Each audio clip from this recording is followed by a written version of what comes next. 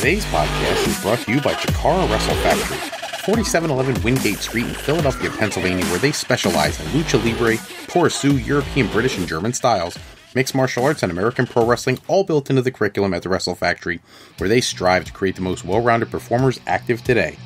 Hey yo, Pro Wrestling Podcast listeners, help us out and click subscribe to show your support. Hello everyone, welcome to this episode of the Pro Wrestling Podcast. This episode we're going to discuss everything that happened on Raw, and we got other things going on in the world of professional wrestling that we really need to get to and make sure we cover. So we got a lot going on, we want to make sure we get this all squared away before the end of SmackDown tonight. We come back with a SmackDown episode coming up tomorrow. So, today's news, we're going to kick off Raw. They had Chris Jericho in the ring for his highlight reel. You expected when you have all the personalities on Raw that have conflicting shows sometime in the future, they have to get together. Jericho's getting ready to leave. We've got The Miz comes out, interrupts Jericho's. He's trying to interview himself, since this is going to be the last episode of the highlight reel because he's going to win the US Championship and go to SmackDown. He is getting ready to interview himself. Miz interrupts. He wants to do Miz TV, so he's taking over. You have the stage crew come out. They're switching things around. He's interrupted by Dean Ambrose, who comes out and has them redo the whole thing again for the Ambrose Asylum, which was classic. I actually enjoyed this segment quite a bit. It led to some back and forth banter about Dean Ambrose and him being a lazy Intercontinental Champion. I love the part. There's actually a scene here where, if you remember, Ambrose is the one who cut up Chris Jericho's jacket that he used to wear. And so, as they're in the ring, he apologizes to Chris Jericho for destroying his jacket and gives him a new one, which is like a gray blazer with these horrible Christmas lights all over it. Jericho acts like he's thrilled with it. The Miz is making fun of it. And at one point, it turns around and Ambrose hits him with dirty deeds, and it ends the segment, but it's a very cool way to start the show. It wasn't one of those overly produced, long, drawn-out interview segments. Actually pretty entertaining. We go from that. The first match of the night actually sees Sheamus, and he's taking on Matt Hardy, and of course you have the tag team partners out at the ringside with them, and this is just the other half of these singles matches. Last week we had Cesaro against Jeff Hardy. This week we got Sheamus versus Matt Hardy. Very good match, back and forth, very physical. I enjoy the chemistry that these people seem to have together in such a short time. They've never worked with each other before, and they've instantly clicked, and I love it. This match sees some controversy at the end of the match. Sheamus is going to perform his move on Matt Hardy. Matt Hardy went for a twist of fate. There's a breakup of the move. Jeff Hardy gets up on the ring apron. Sheamus is arguing with him, and Cesaro goes over and pulls Jeff Hardy off the apron. Well, while that distraction is going on, Sheamus turns around and he eats a twist of fate, and he gets pinned for the Matt Hardy victory. This is obviously leading to their tag team match coming back at the pay-per-view, where these teams are going to face off, and right away Cesaro's in the ring. He's livid, he's angry, and Matt Hardy's trying to explain to him that it was all, they both fought hard. You can hear him saying, we both fought hard, everyone fought hard.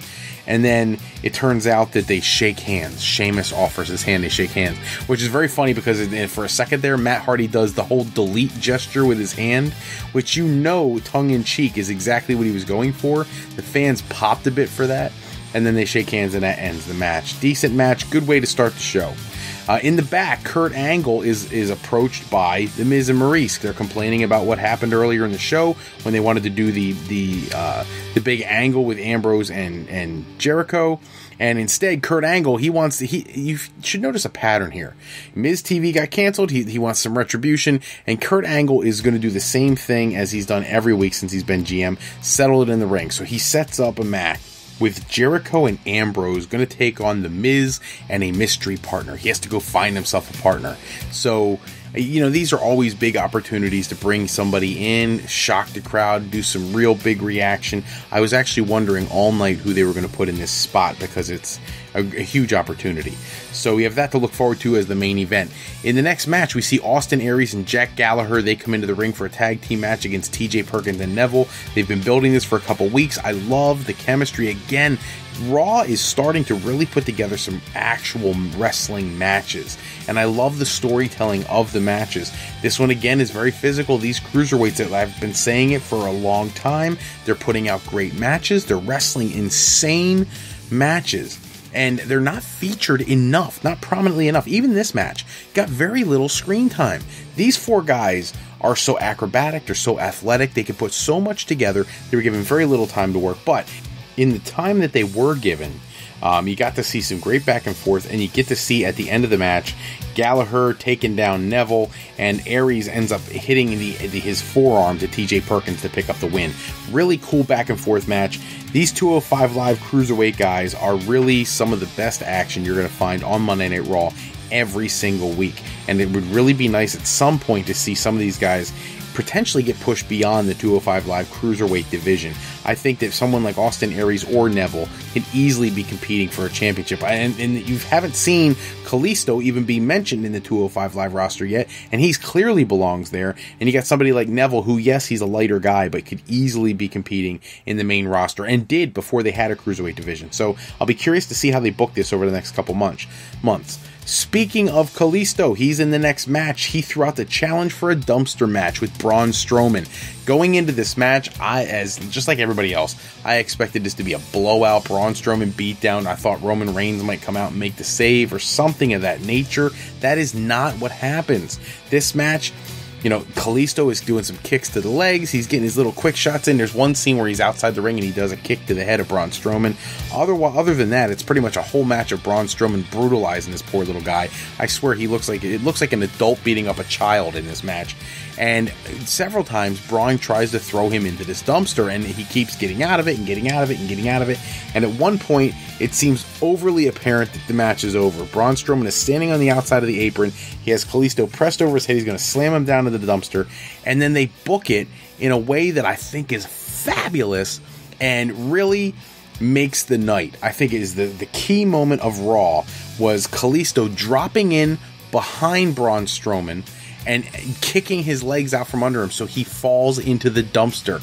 Kalisto beats Braun Strowman in the dumpster challenge. Now, that's the good news. The bad news for Kalisto is Braun Strowman beats the living snot out of him after this, throws him into the dumpster, locks him in. He gets one of those ratchet clips and ends up really binding him down into the dumpster and then running him off the entrance ramp. They had to stretcher him out afterwards and whatnot. So, cool segment, but seeing Kalisto get a clean victory over Braun Strowman, that's something I'm going to relish for a very long time. Actually, I'm a huge fan of Kalisto. I think he's so much better than he will ever get the opportunity to show just because of his size, which is really a sin. The next match, we got Dana Brooke coming out, taking on Alicia Fox. This match, we talk about the Divas Revolution and how women are getting more time on camera. This match is the opposite. This is completely the opposite of what we've been coming to love with the women's division. They got maybe 2-3 minutes out on the stage. At the end of the match sees Dana Brooke defeat Alicia Fox. It's no big deal. But then Emma comes into the ring and she gives Dana Brooke a hug, and Dana Brooke has a look on her face like she wants to throw up. She's totally disgusted by Emma. I don't know what they're doing there. I'll be curious to see where it goes, but I don't understand Alicia Fox's character. She's doing something on 205 Live, but now she's doing this over on Raw. They need to figure out something to do with Alicia Fox. She's actually a lot more talented than they've booked her in a long, long time. The next match is supposed to be Enzo and Cass teaming up with Seth Rollins, and they're going to take on Gallows, Anderson, and Samoa Joe. The problem is as they come to the ring, the heels attack and they lay out Enzo, which, if I'm being completely honest, I'm okay with them completely destroying Enzo because I don't feel like his character adds anything to the matches anymore. He's a mouthpiece. I would almost rather they made him into a manager and get him out of the ring, because I don't like seeing the ragdoll thing. I don't want to see this guy thrown around every week. So Enzo is taken out of the match. Kurt Angle comes out after the commercial break and he makes it clear that the match is going to go on and there's a replacement for Enzo because he can't wrestle, and here comes Finn Balor. Back and forth, crazy match. This is a great physical opportunity for, Samoa Joe, for Finn Balor, for Rollins to get his 2 cents in there. Even Gallows and Anderson look pretty solid in this. Cass looked really good. It's clear that one day Cass will be a great singles wrestler, and he'll get that singles push as soon as Enzo is pushed out of the way, which is something that probably should happen sooner than later. The end of the match sees the ripcord knee for the win from Seth Rollins.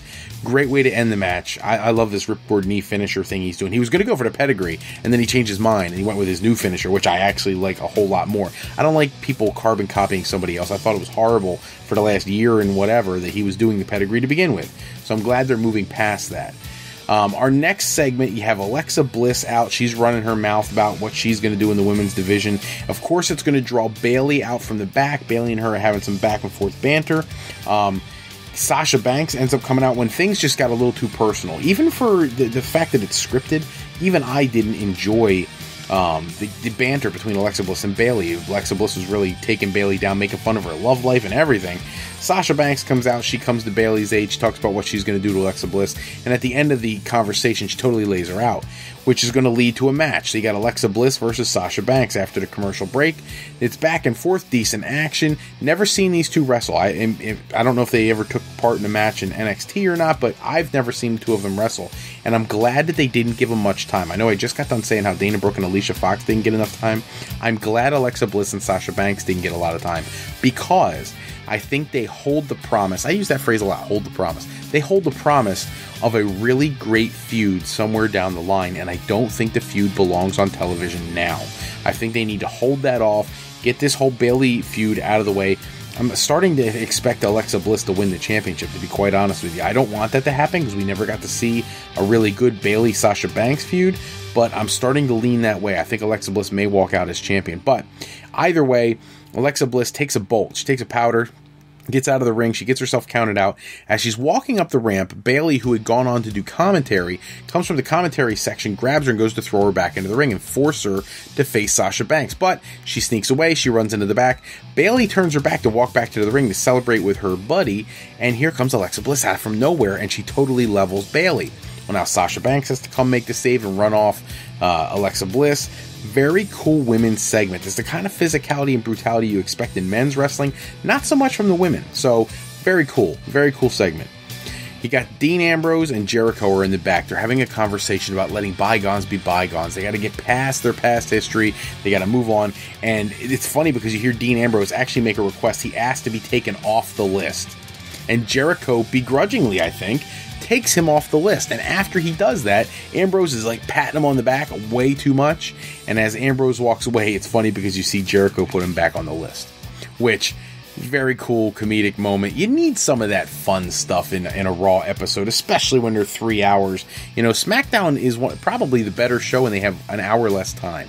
There's a reason they're a better show, because you don't have to cram stuff and give out crappy matches just to fill 3 hours worth of time.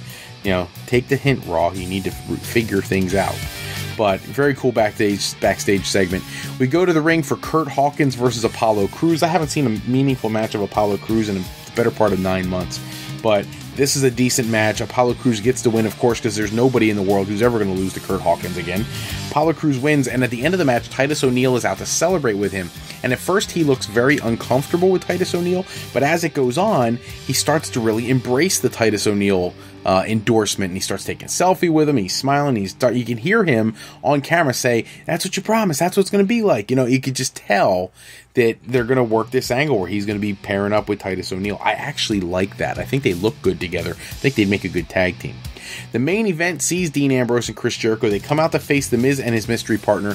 He introduces his mystery partner. Earlier in the night, he received a telegram. He was interviewing Heath Slater and Curtis Axel about being his partner. Neither one of them wanted to take him up on the offer. So here, he got a memo, and he was all excited about his partner.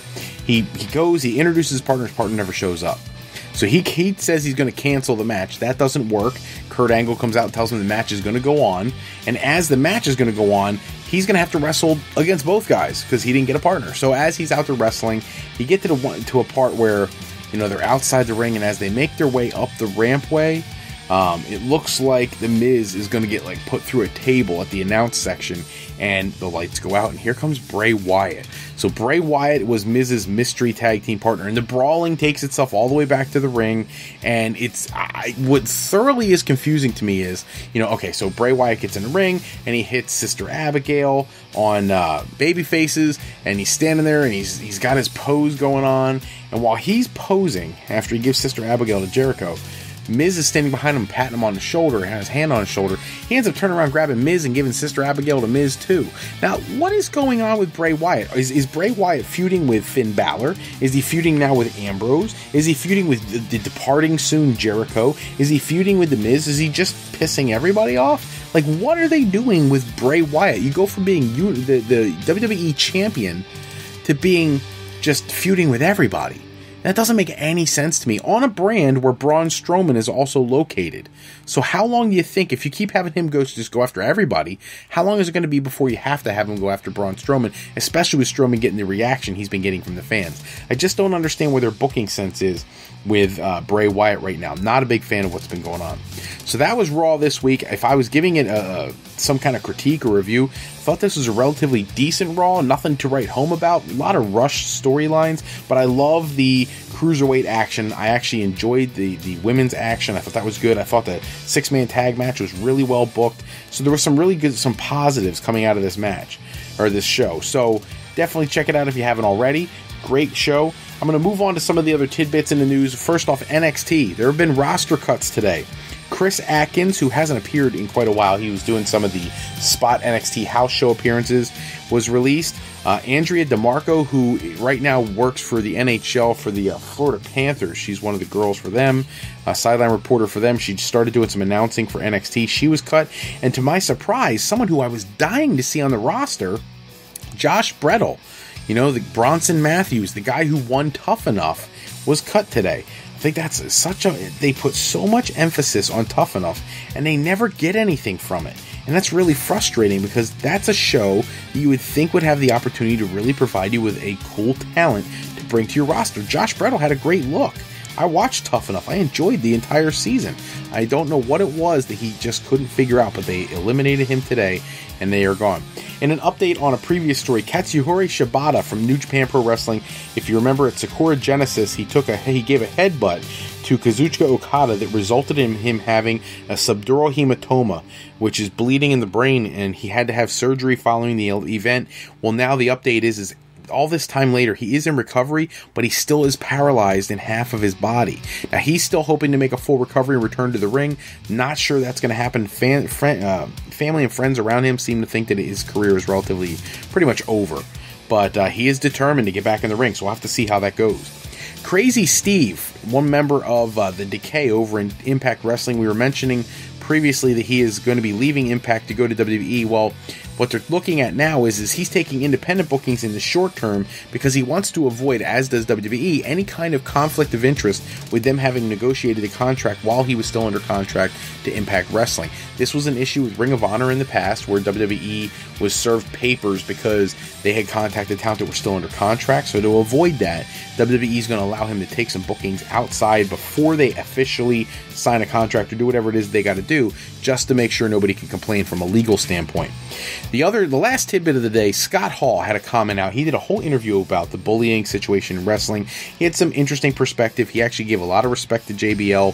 He talked about how he hopes that people could still rib each other in the back, that it's a essential part of what they do because it helps you get that break, that peace of mind while you're on the road. But at the end, I love the one quote he gave, and I'm going to read it to you here. He says, quote, "It's like when you find out a guy's room number, then you go down to the bar and buy drinks for everybody, and then you go, hey, just charge the drinks to my room, and you put his room number down. To me, that's funny," Hall said. "I might charge a bunch of drinks to your room, but I'm not going to steal your passport." End quote. And I love that he threw out that "I'm not going to steal your passport" part, taking a direct shot at JBL. He was very clear in his comments earlier in that interview that bullying is something that can't be tolerated, but I was really impressed that he went directly at JBL with that statement. Even it's obviously in good humor and good fun, but I was really impressed with his professionalism about the whole topic, especially in the situation we're in with a PG environment in WWE and being a publicly traded company. You want to try to squash that kind of stuff as much as you can. Going to move into our fantasy booking segment tonight. We are into the third round. You guys did an amazing job with your first and second round matches. The matches now are getting down to the nitty gritty. Some of the best wrestlers in the history of the sport being paired off in some of these really killer matches. So tonight, I want to get this tournament going. I'm going to give you 8 matches. 8 matches so we can keep this thing rolling. And we're going to move in the third round. We're going to start off with Booker T taking on Kazuchika Okada. In match 2, Ric Flair taking on Shinsuke Nakamura. Match 3, Chris Jericho taking on John Cena. Match 4, The Rock versus Samoa Joe. I don't think I've ever thought about that match before, but I'm anxious to see what your opinions are. Match 5, Kevin Nash taking on Randy Orton. Match 6, the match of the round. This is the main event of this round. Bret the Hitman Hart versus AJ Styles. And Hiroshi Tanahashi versus Rob Van Dam. Actually, I think that's only 7. I'm going to give you one more. Why not? It's my tournament. I can do that. Edge taking on Sting. So, put your comments for who are going to win those matches. Let's run them down real quick again. Booker T versus Kazuchika Okada, Ric Flair versus Shinsuke Nakamura, Chris Jericho versus John Cena, The Rock versus Samoa Joe, Kevin Nash versus Randy Orton, Bret the Hitman Hart versus AJ Styles, Hiroshi Tanahashi versus Rob Van Dam, and Edge versus Sting. Put your choices in the comments section on YouTube, and I will tabulate your results and get you closer to crowning your all-encompassing, all-time best world champion. That's all the time we have for this episode. Check back with us in episode 73, where we'll run down all the latest news and rumors in the world of wrestling and cover the SmackDown show that is going on probably right now as I speak. Special thanks as always go out to bensound.com and purpleplanet.com for producing all of our music and sound effects used throughout today's show. Today's podcast was sponsored in part by Beazle Games. Bringing a new friend to family game night is easy with Sketchy People. Showcase your artistic side in this new game from Beazle Games by going to www.thegamecrafter.com/sketchypeople to pick up your copy today. And to alleyrepair.com. Contact Alley Repair today for servicing of all of your classic skee-ball, pinball, and arcade game needs.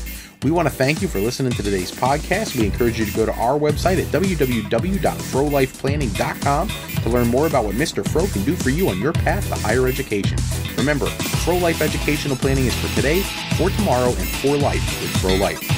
I'm Fred Froelich, better known as Mr. Fro, and I want to thank you for taking a few moments with us today. And if you're looking for more wrestling news and rumors, go to www.psjsports.com/WWE for the latest articles on the world of professional wrestling. Until next episode, take care, everybody. Have a great night.